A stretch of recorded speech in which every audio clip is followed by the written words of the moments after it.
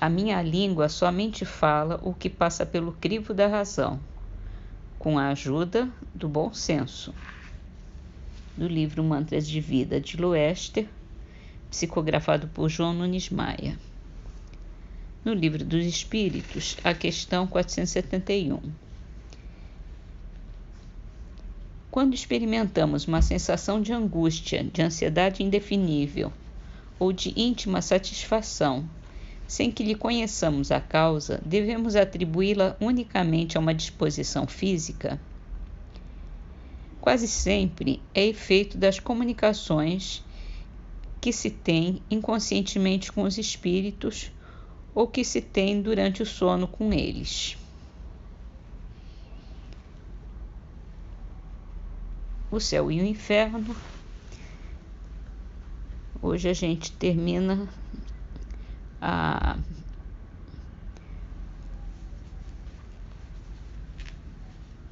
chama-se Os Anjos segundo a Igreja.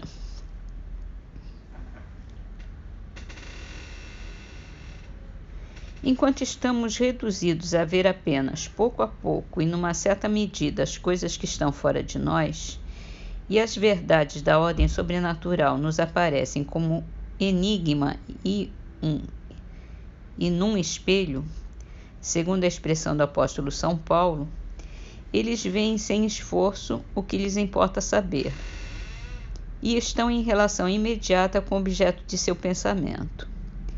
Seus conhecimentos não são o resultado da indução e do raciocínio, mas dessa intuição clara e profunda que abarca juntamente o gênero e as espécies que dele derivam, os princípios e as consequências que deles decorrem. A distância dos tempos, a diferença dos lugares, a multiplicidade dos objetos não podem produzir nenhuma confusão em seu espírito. A essência divina, sendo infinita, é incompreensível. Ela tem mistérios e profundezas que eles não podem penetrar. Os desígnios particulares da providência são-lhes ocultados. Mas ela revela-lhes o segredo quando os encarrega em certas circunstâncias de anunciá-los aos homens. As comunicações de Deus aos anjos e dos anjos entre si não se fazem como entre nós por meio de sons articulados e outros sinais sensíveis. As puras inteligências não precisam nem de olhos para ver, nem de ouvidos para ouvir. Também não têm o órgão da voz para manifestar seus pensamentos. Este intermediário habitual de nossas conversas não lhes é necessário, mas elas comunicam seus pensamentos de uma maneira que lhes é própria e que é completamente espiritual. Para serem compreendidas, basta-lhes querê-lo. Só Deus sabe a quantidade dos anjos. Essa quantidade, sem dúvida, não poderia ser infinita e não o é, mas, de acordo com os autores sagrados e os doutores da Igreja, é muito considerável e verdadeiramente prodigiosa. Se é natural proporcionar o número de habitantes de uma cidade ao seu tamanho e à sua extensão, não sendo a Terra mais do que um átomo em comparação ao firmamento e às imensas regiões do espaço, é preciso concluir que o número de habitantes do céu e do ar é muito maior do que o dos homens. Visto que a majestade dos reis tira seu esplendor do número de seus súditos, de seus oficiais e de seus servidores, o que haverá de mais capaz de nos dar uma ideia da majestade do Rei dos Reis do que essa multidão incontável de anjos que povoam o céu e a terra, o mar e os abismos, e a dignidade dos que permanecem incessantemente prosternados ou de pé diante de seu trono. Os doutores da Igreja e os teólogos ensinam geralmente que os anjos estão distribuídos em 3 grandes hierarquias ou principados e cada hierarquia em 3 companhias ou coros. Os da primeira e mais alta hierarquia são designados em razão das funções que preenchem no céu. Uns são chamados serafins, porque estão como que inflamados diante de Deus pelos ardores da caridade. Outros querubins, porque são um reflexo luminoso de sua sabedoria. Os tronos, porque proclamam sua grandeza e fazem resplandecer seu brilho.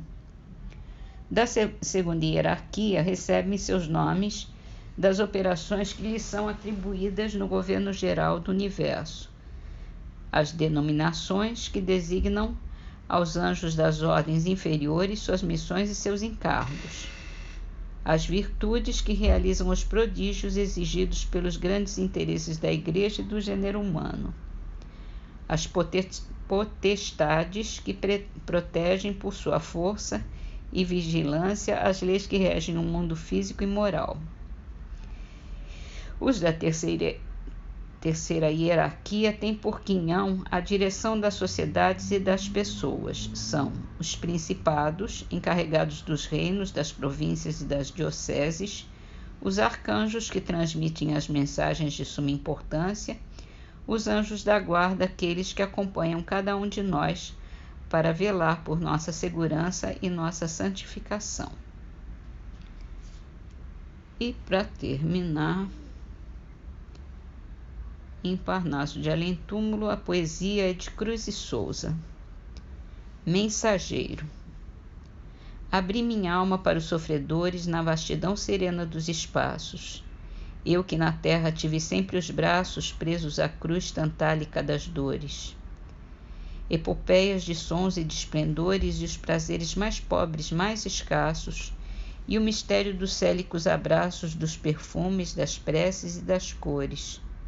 Tudo isso não vejo, e vejo apenas o turbilhão das lágrimas terrenas, taça imensa de gotas amargosas.